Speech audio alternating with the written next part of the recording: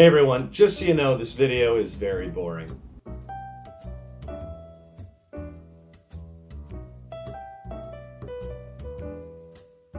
But the audio isn't boring. At least I like to think it's not boring, because it's about me. This week we're doing something a little bit different, but before we get into it, I just wanted to ask if you could like and subscribe to the channel. I'm a 33-year-old man with dreams of one day owning my own e-waste dump so that I might raise young three-eyed children. But seriously, if you do like jokes and restoring old computers, why don't you go ahead and take a big old dump on that subscribe button. So what's going on? Well, last week I was a guest on a podcast called The Manitoba Money Shot, which is hosted by my friend Ron Moore.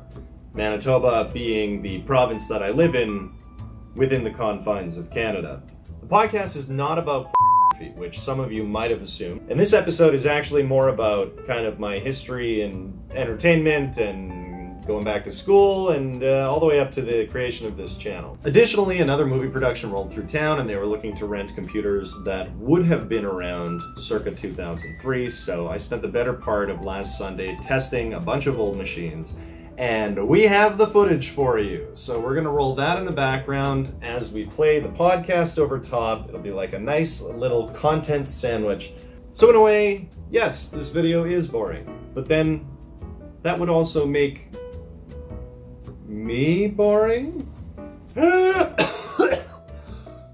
So stay tuned, and without any here's Jabba. Yes, we're rolling with Dan Hewitt. Yeah! Dan Hewitt! I haven't seen you in a long time. Well, aside from your YouTube channel, I mean, in live. Well, it has been a while. It's been probably a little extra long than the pandemic too, as you know, I haven't been out as much to comedy stuff, so been a dog's age. Let's start right at the beginning. We're just gonna go because I don't know, but I kind of assume you're a Winnipegger, born in Winnipeg. Is that true? Yeah. That's went to Vincent Massey High School.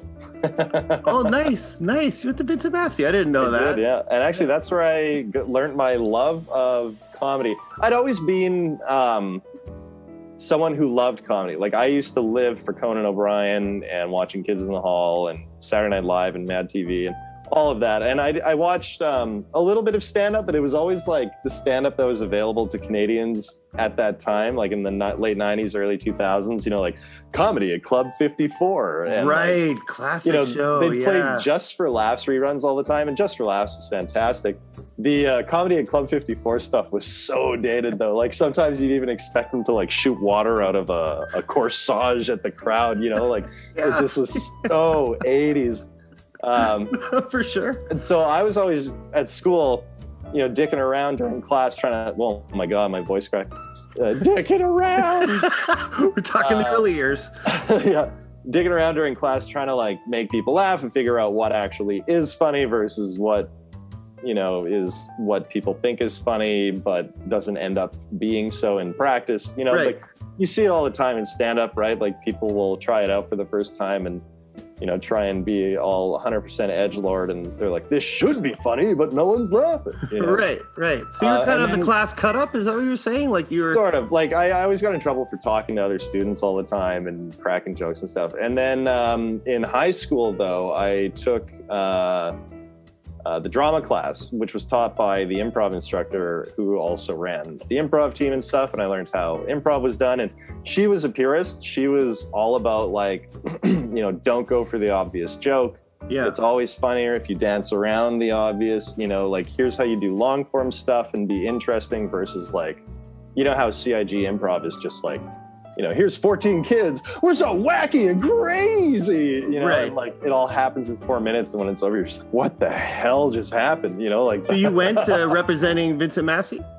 Once. The first year I was on the improv team, we decided not to because we wanted to just practice long form improv that we felt, because we were a little snobby, we felt was better than what the CIG was doing. Yeah. And then the next year, because that turned into nobody caring and then nobody showing up, the next year we're like, all right, we're back in it. Okay. Yeah, the audience demands it. That's where you go, right? Well, you know, we had like the team wouldn't even show up, you know, like it would just be no stakes at all. It would just be us playing hacky sack for an hour and a half and then going home instead of doing anything, you know, meaningful that we'd set out to do. So right, and the teacher was Margot, right? Yes, Margot Kaler. Margot Kaler was a fantastic instructor. Really, like, sold the fun of doing comedy. Yeah. You know? Okay. While she wasn't someone who would go up and perform herself, she was the person behind the scenes that was like, yes, this is funny. Like, this is how you be funny. And you know what? Sometimes she could be a harsh teacher, you know, like if you went for an obvious joke in a scene, she'd be disappointed, right? And you would talk to her afterward and she'd be like, you're smarter than that. And you'd be like, all right, you're right. Okay. And so it was actually a great experience. And having 3 years sort of with her influence was huge for me. I never ended up going that deep into improv after high school. Like I farted around with friends and we had some sketch groups and stuff, but we were never organized enough to be, you know, a part of the festival in a meaningful way. Right. I didn't know if improv was really going to be the one for me because, you know, when you're young and you're like 18 or 19 and you're like, oh, what am I going to do with my life? Especially now with so many parents being like, you're brilliant, you're so talented, you should do this for a living. You think, oh, well, how do you earn a living doing the thing that you love to do, right? That's your first question. And sure. I grew up watching, you know, stand-ups and late night TV and stuff, but I didn't grow up watching competitive improv scenes or improv scenes in general, really. I watched Whose Line Is It Anyway? And that's, you know, like scratching the surface of improv. Yeah. That's not really... And even then, that's like 40 years, 50 years after the art was, you know, first attempted on stage. It took that long. Well, exactly. And so I just felt like if I become like the improv guy, you know, I don't really see a whole lot going on for me. And then mistakenly, I thought I'll just become the stand-up guy instead. And you know, there's a good argument there for like if you are trying to make a career in comedy, you know, stand-up is probably the way to go. If you're looking to get to earning a living at some point. Yeah, because you can make all the decisions for yourself. You don't have to, you know, pass it to a board or collaborate. And not only that, though, there are businesses that are set up that keep that art form alive, right? Like comedy clubs exist to pay acts to entertain and people buy tickets, right? Like there's a few places that might do that full time for improv, but like certainly not in Winnipeg to the degree that a place like Rumors or Yuck Yucks would. So I thought, oh, I'll become a comedian. And you know what? There's nothing wrong with that. I think one thing that I learned over time and you know, about myself especially is that I did a lot of thinking about it and I thought, I'm really enjoying stand-up, but it feels like I'm kind of treading water here, like what's going on? And so I thought, well, why did I get into this in the first place? And I thought, well, I really enjoy doing it. I love making people laugh. You know, I wanted to have a good life, you know, and be able to pay my bills and stuff like that. And I'm not saying that you can't do that here because there's lots of people that do. I'm just saying that I think that at that point in my life, my work ethic and my mental state didn't really, you know, set me up to be this like super organized businessman who's selling a product that's harder to sell than a lot of things, right? So like, I just wasn't the right guy at the right time to make it my career. Yeah, it was just what you love doing and you wanted to do it. But as far as like, you know, turning it into a whole business side, that was a whole other world. Yeah, and you know what? I made a lot of friends doing it, and I don't regret any of it. I think it was awesome. If I could have changed anything going back in time, I would have gone to college maybe 7 years earlier than I did. All right, hopefully that wasn't as boring as I'd made it out to be. That's it for this week. Thanks again for tuning in to Canadian Computer Collector. I, of course, am the Canadian Computer Collector.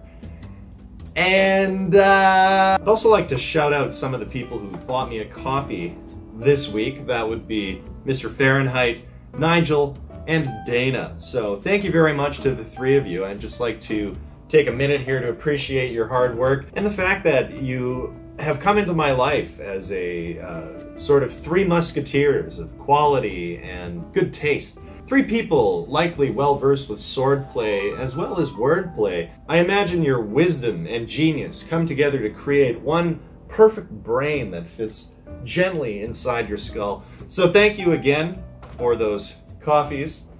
And just a reminder to anyone out there, if you do want to support this channel, there's a Buy Me a Coffee link in the description below. Anything is appreciated. We're trying to upgrade equipment right now. We've got a brand new tripod thanks to the donations that have already come in, and looking towards getting a new iPhone to shoot on, because right now I'm shooting on that Galaxy S9, and I'm not saying that's your responsibility to pay for it, because it's going to become my phone as well. I'm just saying things are happening. So thank you. And beyond that, have a good week, stay safe, and always play with marbles.